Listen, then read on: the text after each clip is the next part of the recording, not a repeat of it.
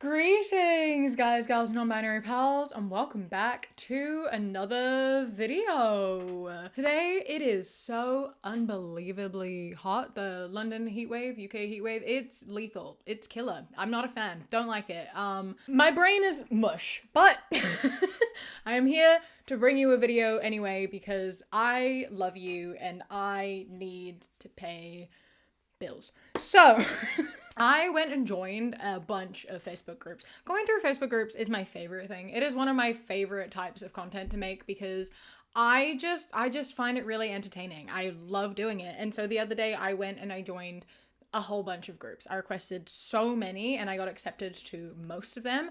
And I posted a selection of 10 of them over on Patreon and asked people to pick which one they wanted me to talk about.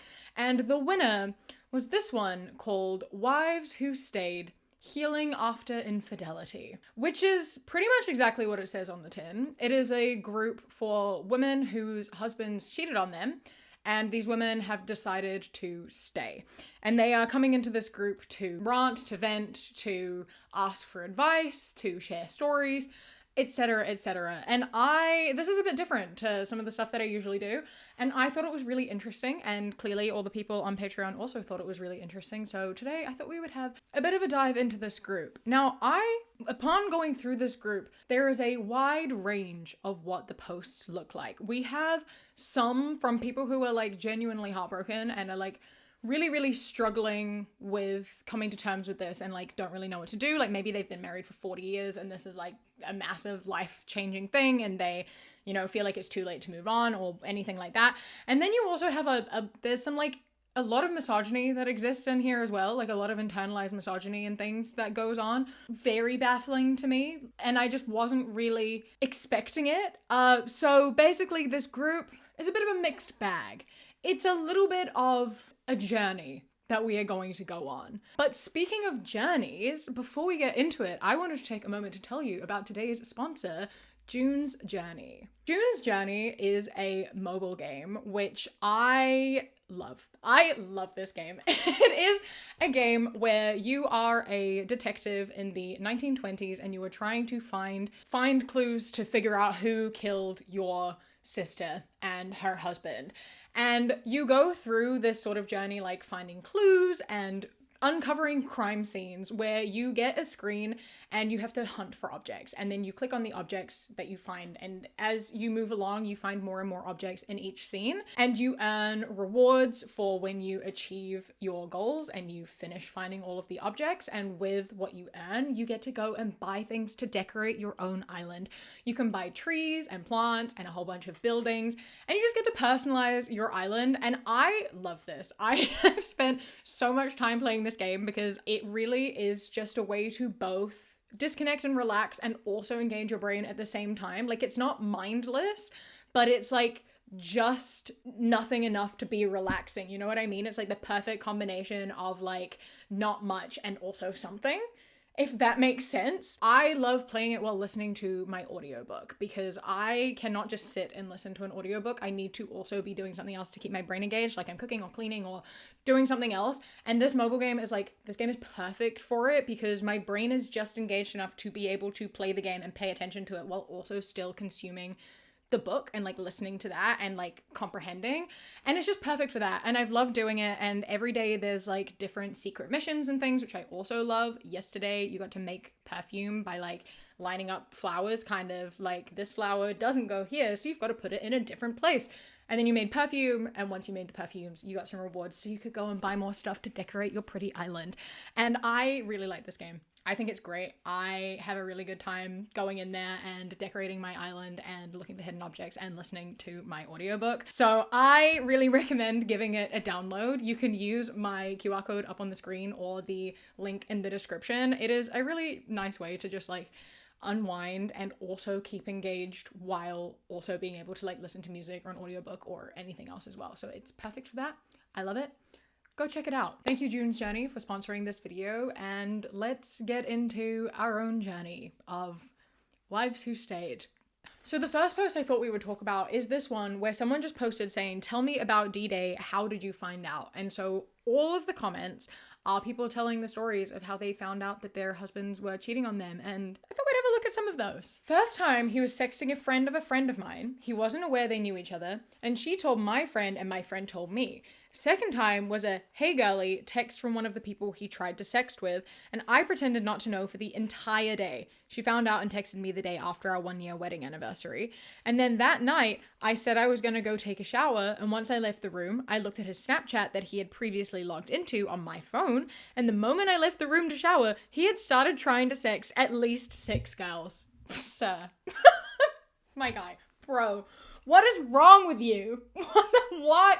Leaving the room to take a shower and like moments later, your husband, boyfriend, partner, whatever, starts like sexting other women, like 6 other women the second you leave the room. What is wrong with you? Why would you why? And like, listen, I am not for going through people's phones, right? I don't think anyone should be going through anyone's phones. But in this instance, he was logged into Snapchat on her phone. So I'm gonna look away for a moment, especially I think when you've been told specifically, like, he's cheating on you and you don't want to believe it, but you don't want to confront him because you don't want to confront him if it's not true, but like you've been told, it's kind of a murkier line. This feels like a slightly murkier line, but regardless, she checked it out, she found out, and girl, why are you staying? Why are you staying? Leave. Leave, please. There's no respect here. There's no respect at all. He doesn't care about you. He doesn't respect you. Like, get out. You can do so much better. Please leave his ass right now. This happened on the 29th of March of this year. And they said, he was asleep on the couch napping. I was in his office looking for something and his 4 computer screens were on. They were Teams messages from her, his coworker, on a Sunday, their day off. I scrolled up when I noticed they were quite concerning. She was asking him about his therapy and if he had talked to his kids about leaving me. I obviously had to read as much as I could and went back to early January. It got worse, but I knew text would be 10 times as bad. Then I checked his phone lying by him and I noticed the password that I had known didn't work. When he woke up, I asked him for his password and he said I had no business on his phone. I told him I found some things that were not good, and when I told him the what and who, he got ridiculously defensive, and while he still wouldn't give me his phone and password, he admitted they had been texting inappropriately, but she was still nothing but a friend. I brought up specific examples as things I read, and these are not a friendship kind of conversation, especially when you were talking about our sex life, him planning to divorce me, our kids' mental health and relationships, his dad saying hello to her, and more. He deleted his text and contact info and more the next day after I told him that Sunday night that I needed to see everything or we wouldn't be okay. Girl, that shouldn't be okay anyway. I need to see that you've deleted her messages and blocked her or we aren't okay. No, it shouldn't be okay anyway. You shouldn't. That's so, like, listen, once again, this isn't even going through his phone. Like, if he fell asleep with messages on his computer open about him telling a woman about how he's gonna tell his kids that he's leaving his wife. Like, I feel like at that point, if it's open, you're gonna scroll. And I can't hold that against you. It wasn't deliberate snooping. It was on him, right? And then the audacity for him to be like, it was just friendly. She's just a friend. You were telling her you were gonna divorce your wife. Don't lie. You've been caught. You've been, like, lying is not gonna help you. Like, your wife has confronted you with messages of you talking about sex with another woman and saying, I'm gonna tell my kids I'm gonna divorce my wife, and you're like, it was just friendly. It's just friend stuff. Why are you lying? It's not gonna help you anymore, bro. This is where you are. And I just don't think that you should be staying in a relationship with someone blatantly disrespects you to this degree and is lying to someone about divorcing you. And this is the thing too, of like, even if he wasn't actually being serious and he was just telling her that so he could get stuff out of her and continue to sleep with her, that's him hurting you and also her, because he's manipulating her and lying to her so he can keep sleeping with her, which is also fucked up. He's being a bad person. Divorce him, please. I found out from my son, who was getting married in November, the affair partner's daughter is a bridesmaid in my son's wedding, and my husband had no earthly idea. He was shocked that I even knew them. Daughter is no longer a bridesmaid now because she wanted her mom to come to the wedding. She would be home when my husband would come to their house, and she told my son and future daughter-in-law.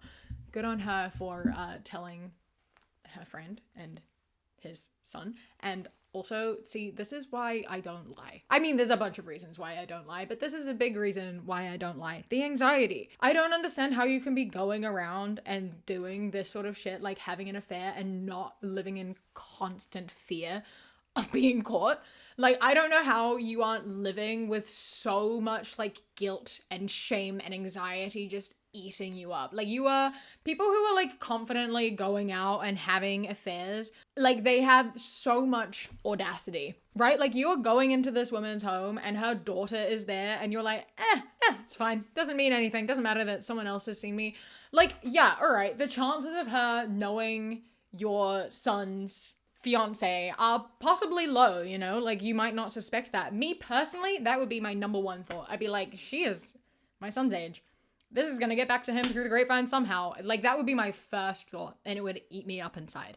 Don't lie. Don't cheat, right? It's just a fucked up thing to do. That's just a fucked up thing to do. I don't understand how these people are able to just, like, go through life and lie and cheat and think that they're just gonna, like, get away with it and, like, don't live in constant fear and anxiety. Like, I don't understand how it's worth it. I just don't understand how it's worth it. And obviously, like, the reasons I just gave were very selfish of, like, it's gonna blow up and hurt you. But also the main reason you shouldn't cheat is that it's going to hurt the person that you love or are supposed to love, right? Like, don't hurt the people you love. That's the real reason why you shouldn't cheat. But these people are selfish, and so I have to appeal to the part of themselves that they care about, which is themselves. So mine was battling an active drug addiction, and I decided to look through the phone records trying to figure out who his dealer was and how much contact they were having at the time. I did a reverse phone number search on the number that was frequently called, thinking that was probably it, but the search results were a young co-worker of his. I was in such shock that was totally not on my radar, so the discovery was very unexpected. That was 2 years ago, but I can still so vividly remember the moment I saw her name pop up on that search. This would be soul destroying. Like, this I think is my one exception on the don't go through your partner's phone. Like, if your partner or anyone you love is struggling with addiction and they are like actively contacting a dealer and you are worried about that, I feel like in that case I can put the privacy thing aside and be like, you know what, it's probably good to have that information and to know, so you can, like, I understand that, I respect that, so I'm not gonna be mad at going through his phone in this instance. But good God, that would be so fucking horrible. That's the fact that it wasn't even on the radar. Like, she wasn't suspicious at all. Like, she did trust and love this man and wouldn't have expected that and was just trying to help him through his addiction and found out that he... Girl, I'm so sorry. I'm so sorry. Honestly, as I say to any of these people, if you can leave, please leave. Like, I just don't feel like it's worth it. Like, it's already, you know, it's difficult to maintain relationships with addicts, and I really respect if that is something you were able to do and help him through. But, like, if you are also, you know, dealing with the struggle of being with a partner who is an addict and helping him through that while also having to deal with the fact that he is, like, cheating on you and doesn't respect you and, like, is just there because, I don't know, maybe because you take care of him. It's just something to consider and to think about, and, like, recognize that he is not with you for the right reasons. And that's really upsetting, and I think you deserve better. Okay, so now that we know some stories of how and why some of these people are in this group, let's go through some of the posts that they make, and what they say about the situation that they're in and the support they look for, and etc., etc. Do you think we will ever understand why they did it?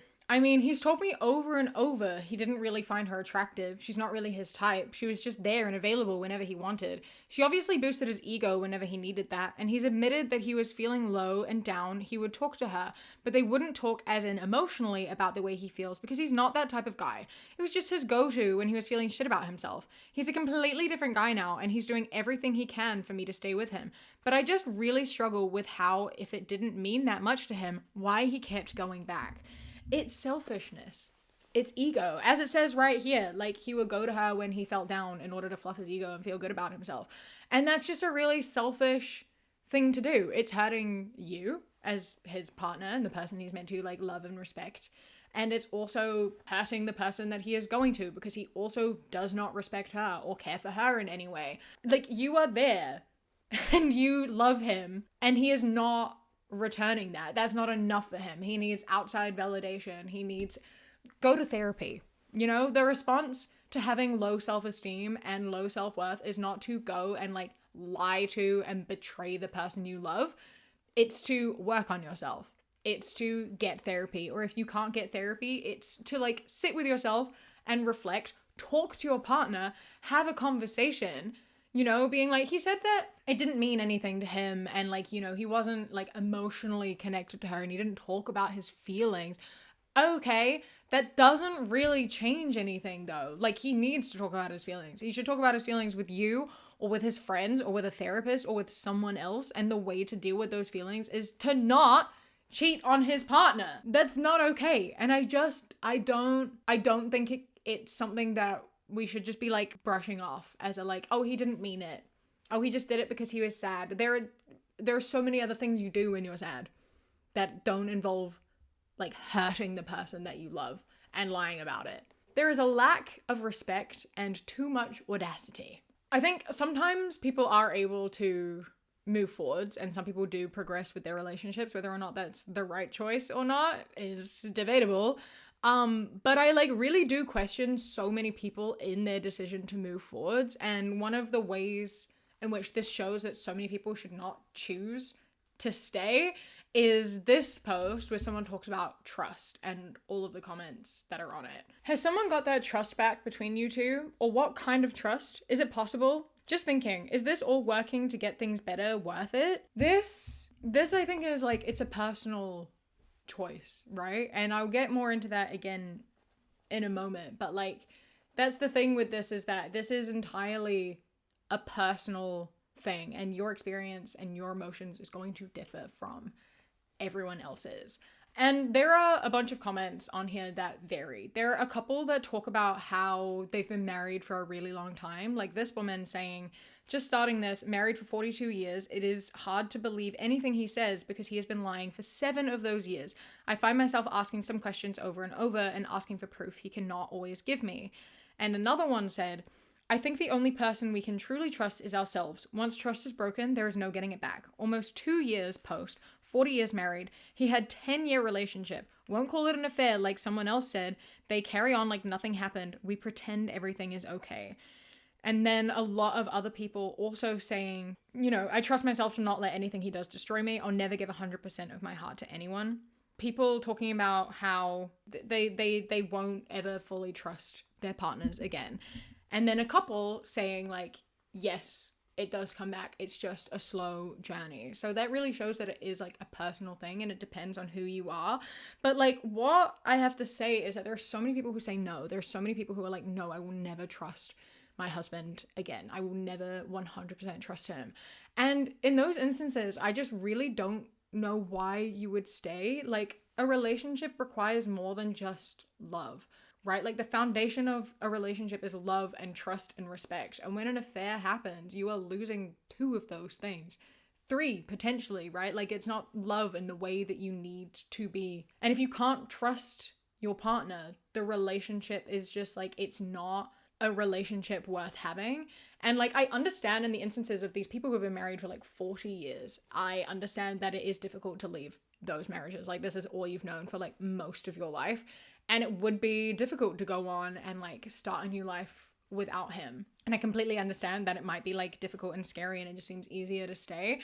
But I also just think that sometimes it's nice to step outside of your comfort zone and to do something new and to try something else. I think there's a lot of pressure around people to, you know, like if I leave my husband now, I'm too old to find a new one. And that's something that is said a lot. A lot of people stay when they're older because they think that it's their last chance and they're not going to find anyone else. And there are 2 things to say to that. One, that's not true. That's not true. There are going to be other people out there who also want a new relationship and are much better for you.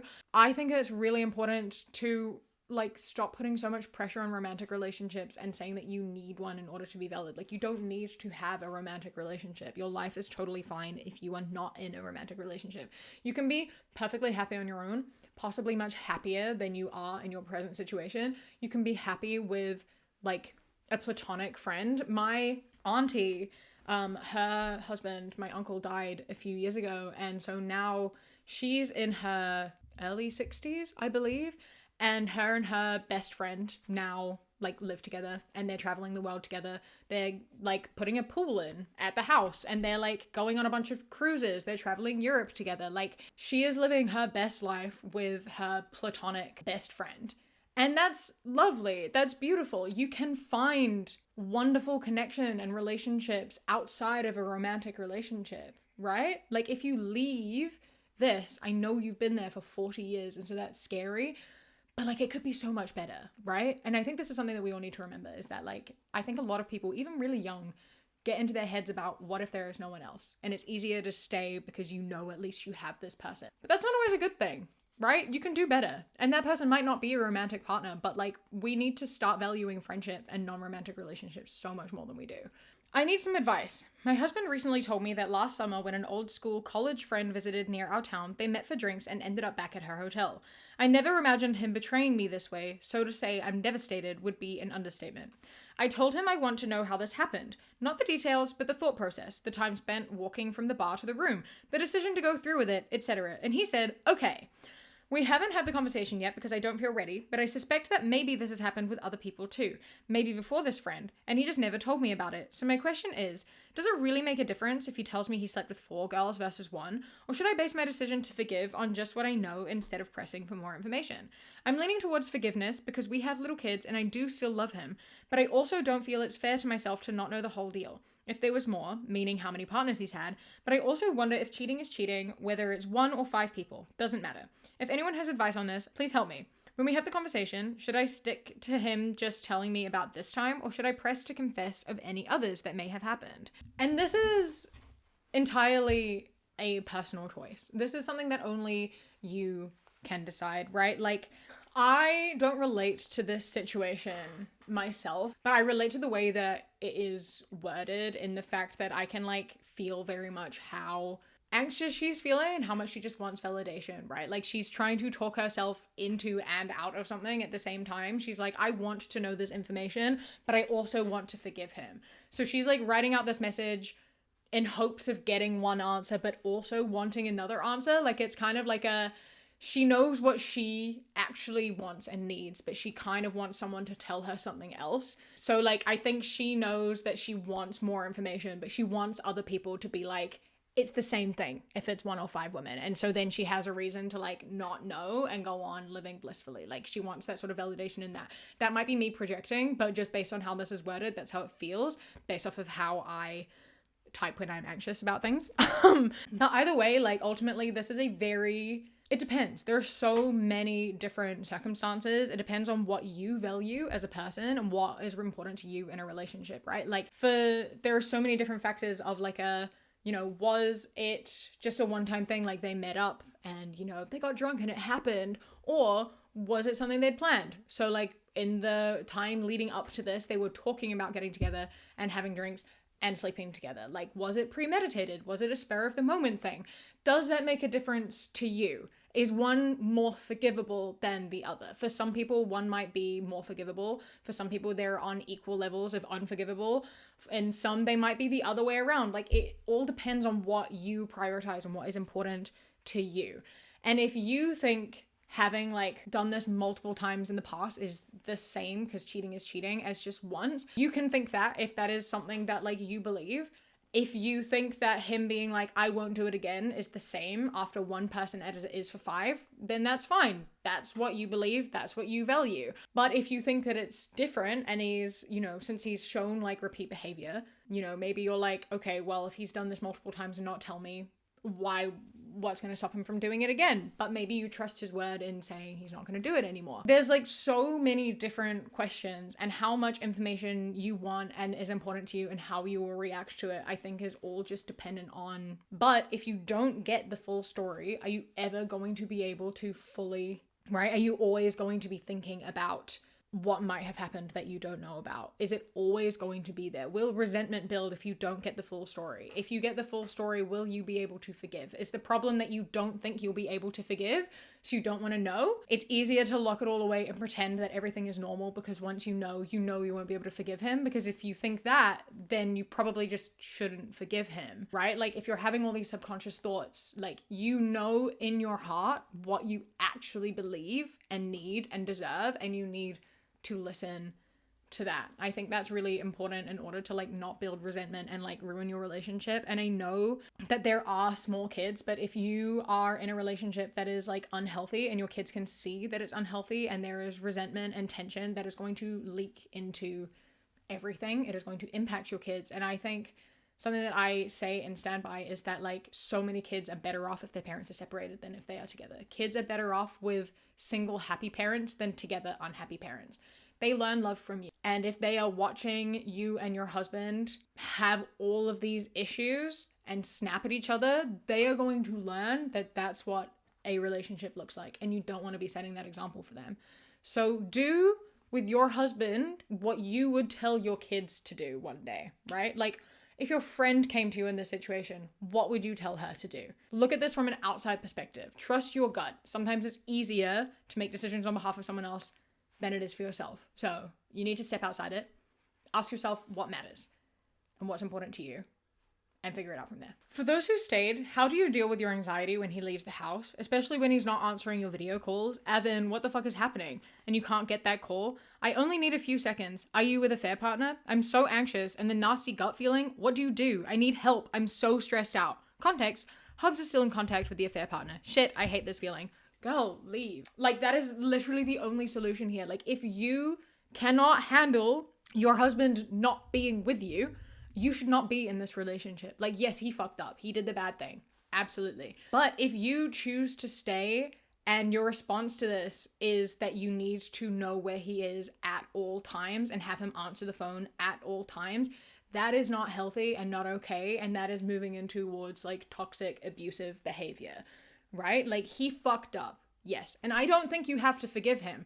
But if you aren't going to forgive him, you need to break up. That's the solution. Either you have to learn to trust him again and like let it go, or you separate. Those are the only two options. You cannot justify like tracking him and needing him to answer you all the time, because that is only going to put strain on your relationship. You know, it's going to create like a really horrible situation in which like you are an abuser and he is a victim to that. And that's not okay either, right? Like a bad thing happened and you were hurt. Yes. And I am so sorry. And I understand why you would flip and become like very fearful and controlling. Like that makes sense as a response, but it doesn't make it okay as a response. So you need to like do that. You need to like, I know you can't help anxiety, but you need to work on that anxiety, because I fear that like if you are insisting that he answers your calls and you are like going off at him and snapping at him and things for like not responding and for not telling you where he is all the time and not answering all of your calls no matter what, like this relationship isn't healthy. If this is how you're going to be feeling, you need to leave the relationship. At the very least, please get couples counseling, like go to therapy, because this isn't healthy for anyone. Right? You were hurt. It's not worth it. If you are feeling like severe anxiety every time your husband leaves the house without you, what is the point in staying? Why are you there? Be with someone that you can trust. Be with someone that you can love. And like at the end, you know, she's like, context, he's still in contact with the affair partner. And so many of the comments are like, why is he still in contact? Tell him to delete her number. Tell him to get out. No way would I ever allow my husband to keep in contact with the affair partner. And to that, I have a few things to say. One, they could be colleagues and you can't just like leave your job. You can't just like up and leave your job. So that's possibly a reason why they're still in contact. But even still, I thought on this for a moment, because I like had a moment of being like, yeah, I get that, you know, like maybe you shouldn't keep in contact with the person and I was like, hold on a minute. You know what? It still comes down to trust.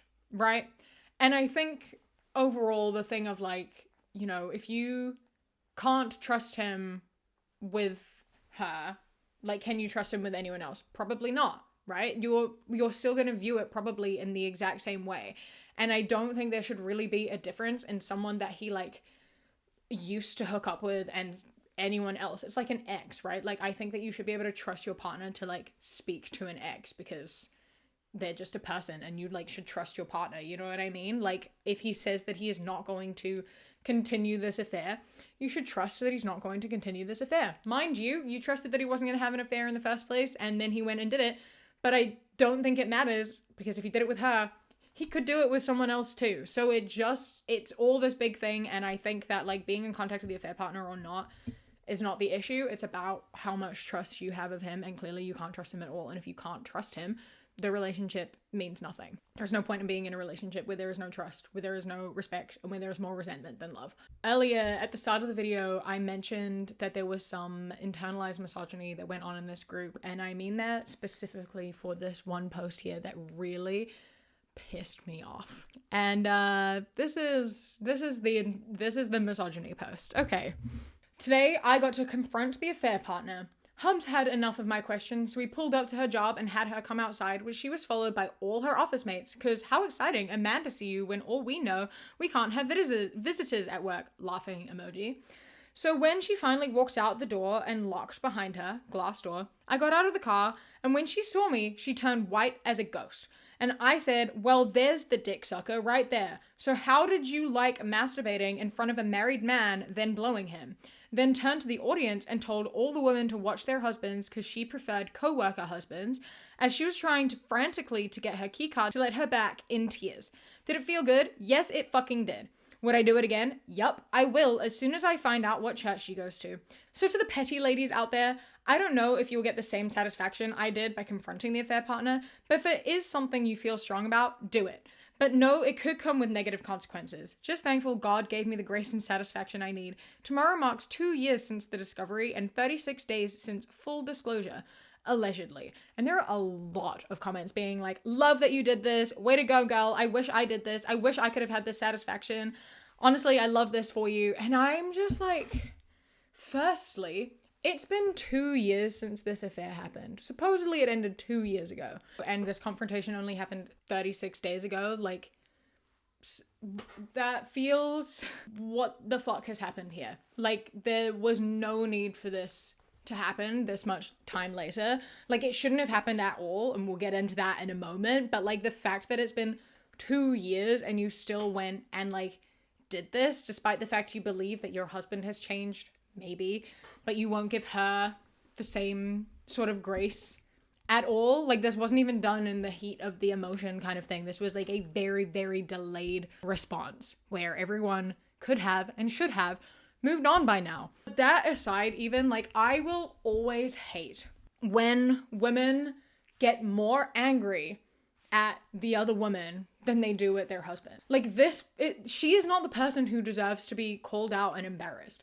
How can you stay in a relationship with your husband, the man who vowed to, like, love you and, like, never lie to you and always be there for you and respect you and all of that? Like, you'll stay with him and forgive him, but you'll go and embarrass this woman at work and then want to go and also embarrass her at church. You want to ruin her life, but, like, your husband is, like, fine. You're not going to go and embarrass him in front of everyone.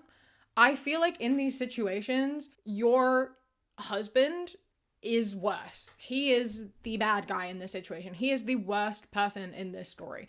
That woman, I have to assume, based on the fact, like, her face went white, she knew that this was his wife. She knew that he was married.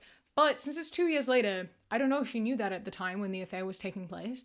We don't know the situation. Like, so often these women aren't aware that they are sleeping with married men, so they do not deserve to be yelled at or anything, because in their minds they did not do anything wrong. And even if they were aware, like, yeah, it's a shitty thing to do, and I think that you deserve to be, like, upset with them and mad at them, but your husband is still worse, right? And if she was also married, her husband deserves to be fucking mad at her too. But she didn't deliberately go out and hurt you. She doesn't know you. She doesn't owe you anything.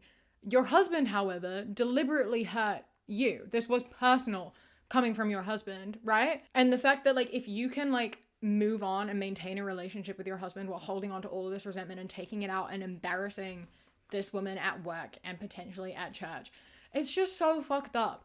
It always makes me so mad when people get so mad at the, like, women and not at the men. right? You see it so often, and I read and hear so many stories about it of like boyfriends and husbands and whatever sleeping with, you know, your best friend or your sister. And that is horrible, right? If it's your best friend or your sister, like that is so fucked up. And I think that, you know, you absolutely should not forgive them. And I do think, yeah, they're probably on equal measure, but that will happen, and then they will still forgive their boyfriend or husband. And I'm like, hold on a minute. I feel like, yes, shun your best friend, shun your sister. They deserve it, because what the fuck? But also, why are you staying, right? You see it so often. And even when we make it less personal, it's not with sisters or best friends. It's with just like other women. Like they will stay with these men and like slut shame these women and hate these women, and their husbands and their boyfriends are like getting away with it. And I just don't understand. He's the bad guy here. Yeah, there's a lot of internalized misogyny that exists in this group in that sort of way. And it just frustrates me a lot. And I think we need to hold men accountable and stop hating women for men's actions. So that's my takeaway from that. I had a few more posts, but I'm actually like sweating so bad right now. I can't think straight. It's way too hot. I feel like I'm in an oven right now. So I am going to call it quits here. But if you would like to see me go through this group again, please do let me know. I literally have writing about like multiple other posts, but I like literally cannot sit here any longer. So I am going to leave it. Let me know if you want a part 2, and I will get onto that. Before I leave you, I would like to remind you to check out June's journey using the link in the description or the QR code up on the screen right now. It is so much fun, and I hope you enjoy. A huge thank you to my Kiwi Cat patrons: Eden, Amelia, Rain Remaining, Mossy Moose, Bingo Bango, Who Ate My Mango, Kiarum, Bug Loves Cats, Kojo, The Beebs, Tess, Bree, Chastity, Beckett, Prismatic Petey, Sushi Kawaii, Phil the Duck, River, Queen Glimmer, Ella, Mr. Noodle, Radsack, Knitting Menace, Chris, Ellie, Ikazel, Alexis, and Nevea. I love and appreciate you so much. Thank you so much for joining. I hope you enjoy the rest of your day. Stay safe. Keep fighting. I love you. Mwah. When you close your eyes, you replace the darkness.